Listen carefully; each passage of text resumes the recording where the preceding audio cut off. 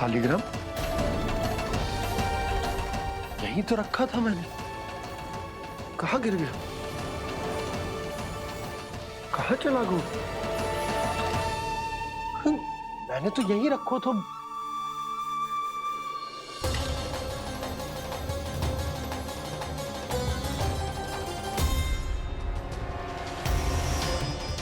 कान्हा, तू यहाँ क्या कर रहा है?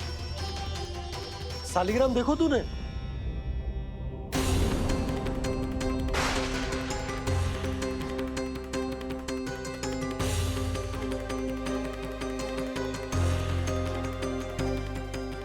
तेरे मुंह में क्या है?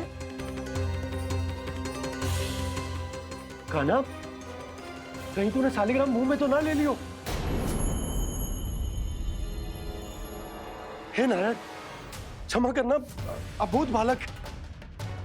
जी क्या करो कान्हा तूने? बाहर निकाल शालिग्राम। लल्ला, जी अनुचित है। यदि वो तेरे कंठ में चला जाएगा तो तेरी सांस।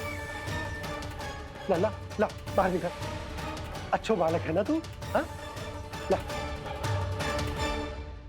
अरे तेरी मैया को पता चलेगा ना तो वो कहेगी कि ना तो प्रजा का ध्यान रख सकते हो ना ही अपने लल्ला का। लोभ के फंदे में चारों ओर से जकड़ गए थे हम। भविष्य के स्वप्न देखते देखते अपने जीवन का सबसे बड़ा भूल किया है हमने। यशोदा और नंद भैया ने आप सबको समझाने का कितना प्रयास किया था, और यहाँ तक कि छोटे कान्हा ने भी हमें कितना समझाया, लेकिन हमने उस दुष्ट व्यापारी को अपना सारा वचन दे दिया। मुझे तो सबसे पहले अपने घर में बिठा कर ही समझाया था उन दोनों ने। कही थी कि कोई किसी भी वस्तु का दुगना मूल्य क्यों देगो, पर मैंने उनकी एक भी ना सुनी। आप ही बताओ रोहिणी जी, अब किस मुंह से क्षमा मांगूंगी मैं जशोदा जी से? क्षमा मांगने की कोई आवश्यकता ना।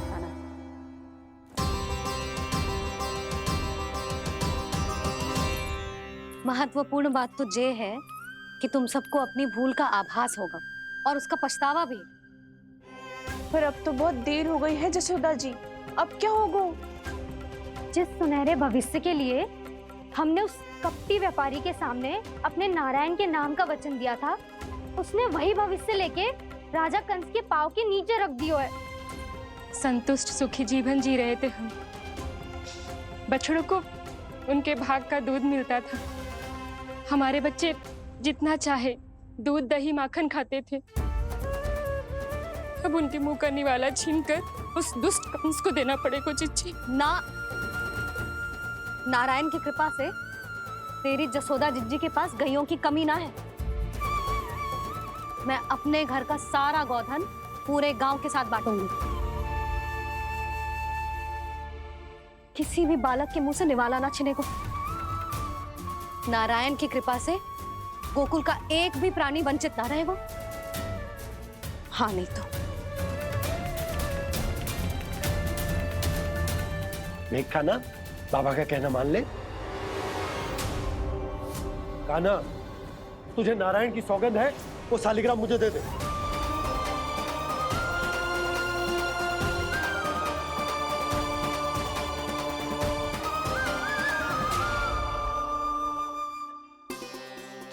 क्या करो लल्ला तूने? ऐसे भी कोई कर तो है क्या लल्ला? मैं पहले से ही तुझे लेकर कितना चिंतित हूं।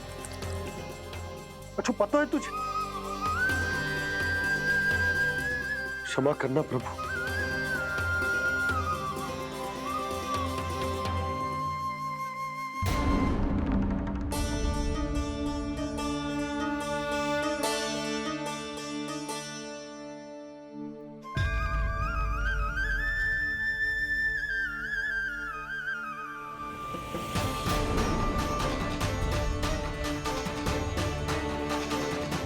ये क्या कर रहे हो लल्ला? नारायण की मूर्ति कहाँ गई?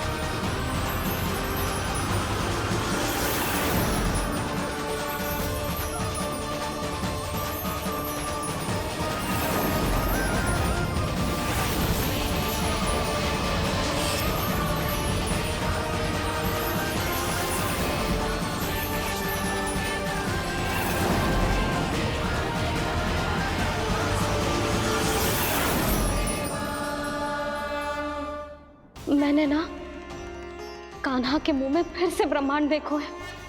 मैंने तो ये भी देखो कि श्री नारायण गोकुल में हर स्थान पे है, जहां देखो वही नारायण। जिनके मुख में त्रिभुवन है, जो सारी सृष्टि का संचालन करते, मैं उन्हीं की चिंता कर रहा था।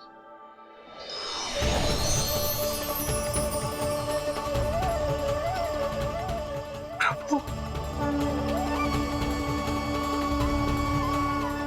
प्रभु, बाहर भी आप हैं और भीतर भी। मुझे क्षमा कर दो प्रभु, क्षमा कर दो। इस सांसारिक माया में आकर मैं भूल गया था जिनके पास सारी समस्याओं का समाधान है, जो किसी भी संकट को क्षण भर में समाप्त कर सकते, वो तो मेरे सामने ही।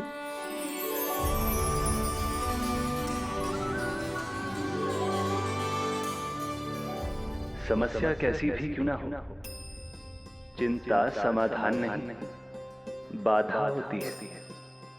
इसलिए चिंता मत कीजिए बाबा। मैं तो सदैव ही कहता हूं, मनुष्य को कठिन से कठिन परिस्थिति में भी चिंता से दूर ही रहना चाहिए। यदि व्यक्ति अपना सारा ध्यान अपने कर्मों को पूरा करने पर लगाए, तो वो बड़े से बड़े संकट का सामना भी सहज ही कर सकता है। और वैसे भी मेरी पूजा वही करते हैं जिन्हें मेरे अस्तित्व पर विश्वास है। इसीलिए उन्हें भी ये विश्वास अवश्य रखना चाहिए कि मैं अपने भक्तों का साथ अवश्य देता हूं, सदैव, हर परिस्थिति में।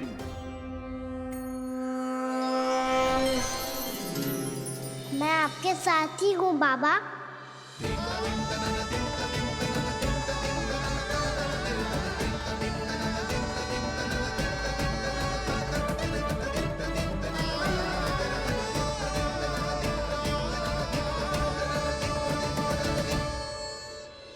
जीवन भर उसके साथ व्यापार करने को वचन दियो है, उसका क्या जशोदा? और उस दुष्ट कंस और उसके व्यापारी ने जो समस्या उत्पन्न की, उसका क्या? समस्या है तो समाधान भी हो गई। मैंने तो कही थी ना मौसी, जो हमारे समझ में ना आए उस समाधान का दायित्व भगवान नारायण पर छोड़ देना चाहिए।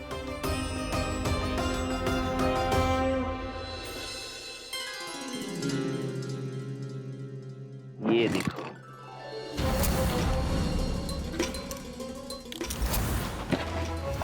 ये आभूषण, मोती, ये स्वर्ण उपहार में देने का सामर्थ्य किसके पास होगा?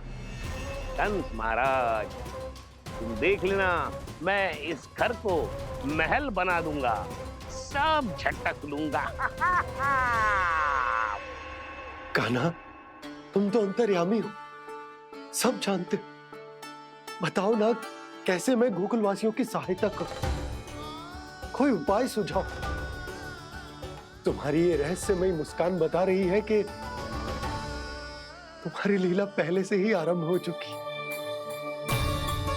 है ना? अपने कर्मों का फल सभी को भोगना ही पड़ता है बाबा, चाहे वो अच्छा हो चाहे वो बुरा। तुम सभी चिंता मत ही करो। जो अन्य व्यक्तियों के साथ बुरा करते है ना, उसके साथ देर सवेर बुरा ही होता है। और जिस हाथ से उस षड्यंत्रकारी ने तुम सबका दूध दही माखन लियो है ना, जल जाएंगे वो हाथ, जल जाएंगे वो।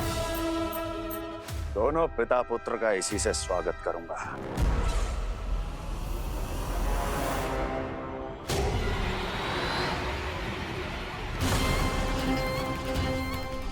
अचानक गदा में ताप कैसा? मेरे हाथ जल रहे हैं।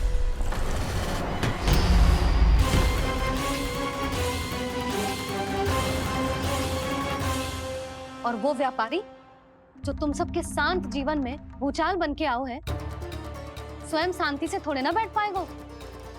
अरे उसके जीवन में उस षड्यंत्र से बहुत अधिक भयंकर भूचाल आएगा।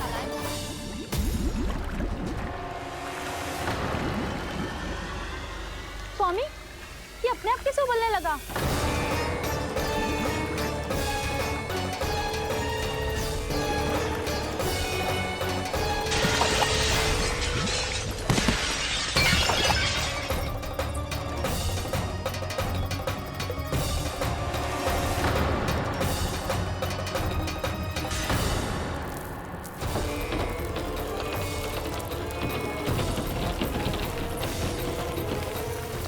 स्वामी, आप इस घर को महल बनाने का स्वप्न देख रहे थे, लेकिन ये खंडर बन गया। आप जिसके साथ मैत्री का संबंध स्थापित करके आए, वो कोई महान सम्राट नहीं, दुष्ट है। दुष्ट? उस व्यापारी ने दुष्ट कंस के साथ मिलकर भोले भाले गांव वालों का भोजन छीनो है ना। देखना उन दोनों के भोजन में कीड़े पड़ेंगे।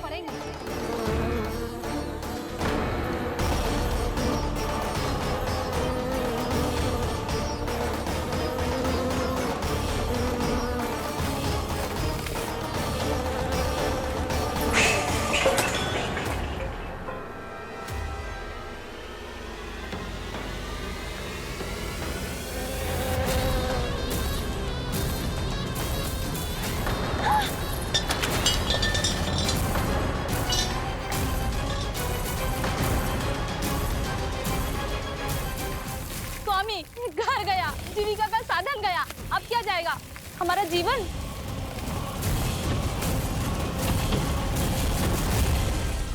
महाराज कंस का उपहार, आभूषण वाला संदूक। उन दोनों ने मिलकर तुम सबका दूध, दही, माखन, सच्चा धन छीनने का प्रयास करो है ना। अब देखना उन दोनों का धन, उनके आभूषण सब लोहे के बन जाएंगे, कंकड़ पत्थर हो जाएंगे सब, कंकड़ पत्थर हो जाएंगे सब। ऐसा ही होगा मैया।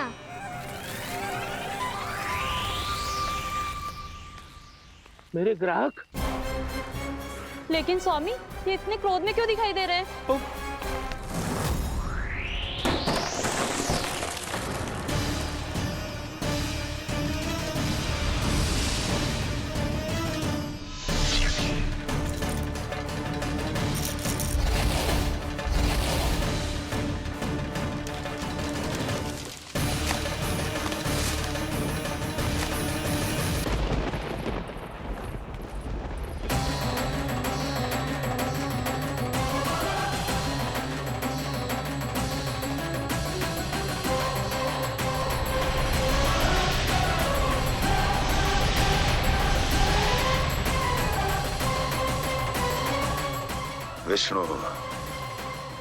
विष्णु ने किया है ये सब। कंस ने जो किया है उसका दंड वो अवश्य भोगेगा, उसका दंड वो अवश्य भोगेगा, दंड वो अवश्य भोगेगा। किसने कहा ये? किसने कहा ये? किसने कहा? मैंने पूछा किसने कहा ये? तुम जिसे ढूंढ रहे हो वो मैं हूँ, विष्णु अवतार। क्या चाहता है तू? तुम्हारे युद्ध मुझसे था कंस, और मेरे भोले भाले भक्तों को अपने जाल में फंसाकर तुमने सारी सीमाएं पार कर दी। अब जब तक तुम गोकुल के ग्वालों को अनुचित व्यापार के अत्याचार से मुक्त नहीं कर देते, तुम्हारा और अन्य सभी षड्यंत्रकारियों का सामर्थ्य, वैभव, बल सब कुछ नष्ट होता चली जाएगा, और तब तक अपने पूर्व रूप में वापस नहीं आएगा जब तक तुम उन निर्दोषों को जीवन यापन का अधिकार लौटा नहीं देते।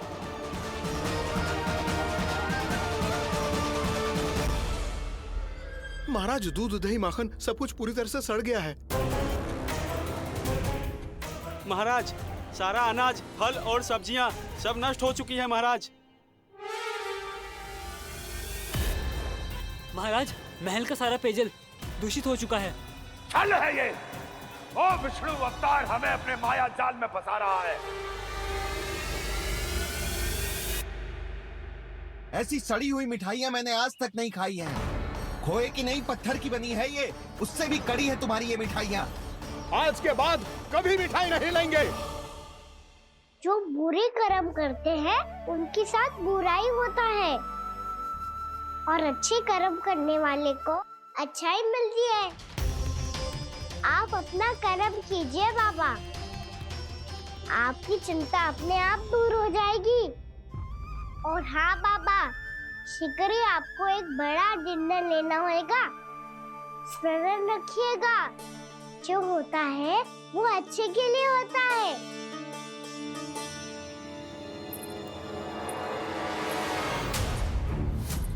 बाबा मैया आ रही है, क्या करूं?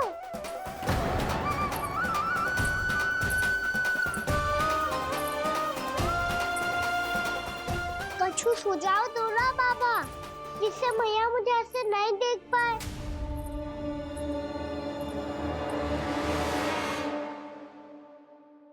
सुनो जी,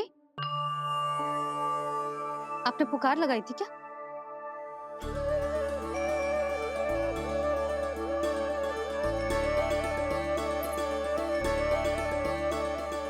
तुम मुस्कुरा क्यों रहे हो?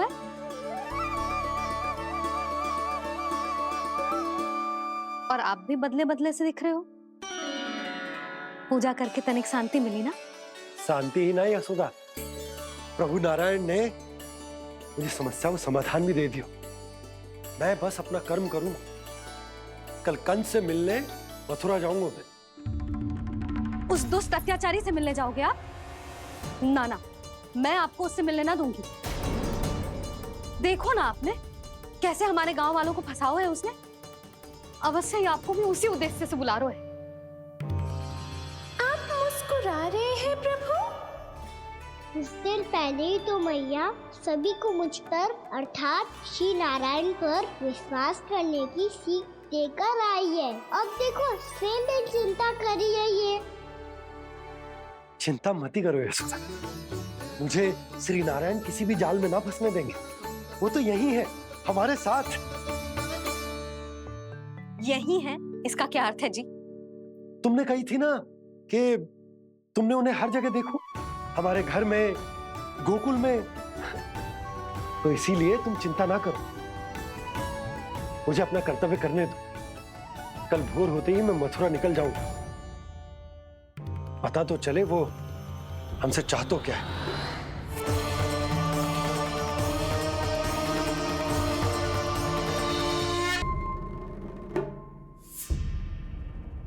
हम ऐसे भूखे प्यासे कब तक रह पाएंगे? कंठ सूख रहा है, जठराग्नि मेरे उदर को जला रही है। अन्न और जल के बिना यदि एक भी दिन और रहना पड़ गया तो मेरे तो प्राण ही निकल जाएंगे। महाराज कंस जिस विचारधारा पे विश्वास रखते थे उसे ही भूल गए हैं। वो ये भूल गए हैं कि युद्ध करने के लिए और उसे पराजित करके स्वयं विजयी होने के लिए स्वयं जीवित रहना आवश्यक होता है।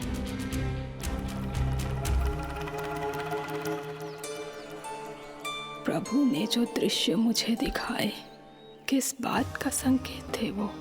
क्या मुझे यहाँ आने के लिए प्रेरित करना ही उनकी योजना थी? बहुत सोच विचार के भी ना समझ में आ रहा है। कंस ने, उस व्यापारी ने हमारे साथ जो षड्यंत्र रचो है ना, वो आते कैसे बचेंगे? पर घर में सब स्त्रियां चिंतित हैं।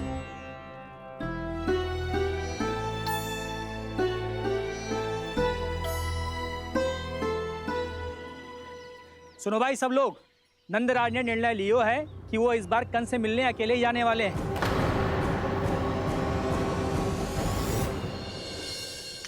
पहले ही वो गांव वालों से सारा दूध दही माखन हड़प चुका है।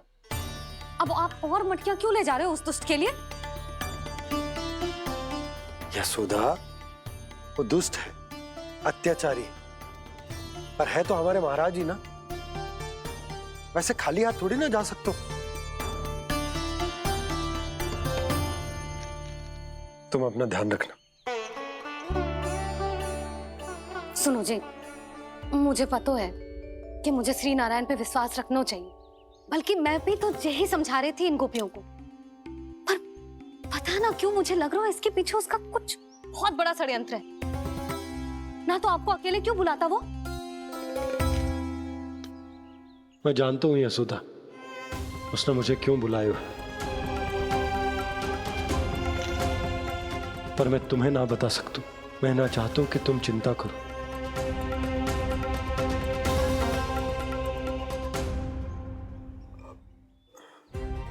राजा होने के नाते यदि मेरे कुछ करने से मेरी प्रजा का हित होता है तो मुझे वो करना पड़ेगा यशोदा, फिर चाहे वो मुझे कितना ही अप्रिय क्यों ना लगे। हे नारायण, मेरी दुविधा दूर करो। कुछ ऐसा करो कि इन्हें जाना ही ना पड़े उस दुष्ट के सामने।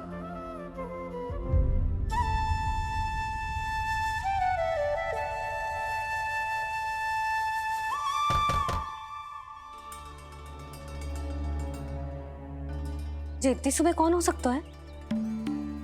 मैं देखता हूं।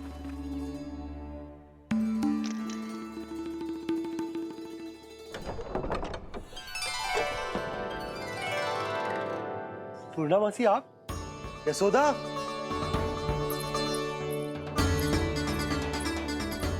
पूर्णामासी? इतने दिनों बाद? क्या होगा मौसी? सब कुछ कुशल तो है?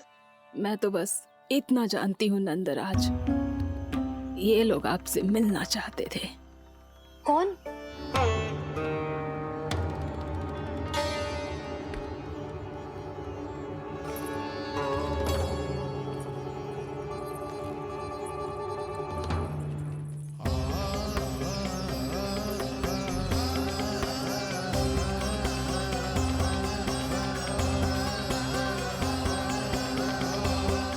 इतनी सुबह आप सब यहाँ? क्या होगा?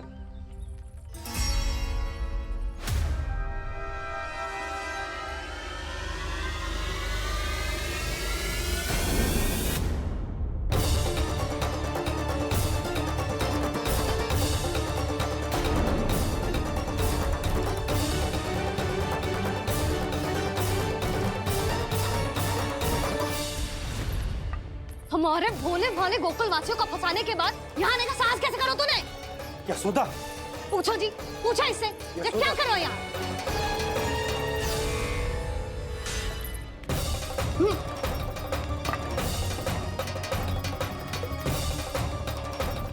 इनकी ये दशा आप सबने तो ना की?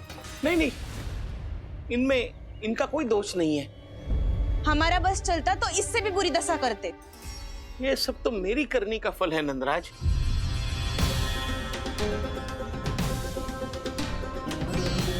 इसे इसके किए का डर मिल गया है।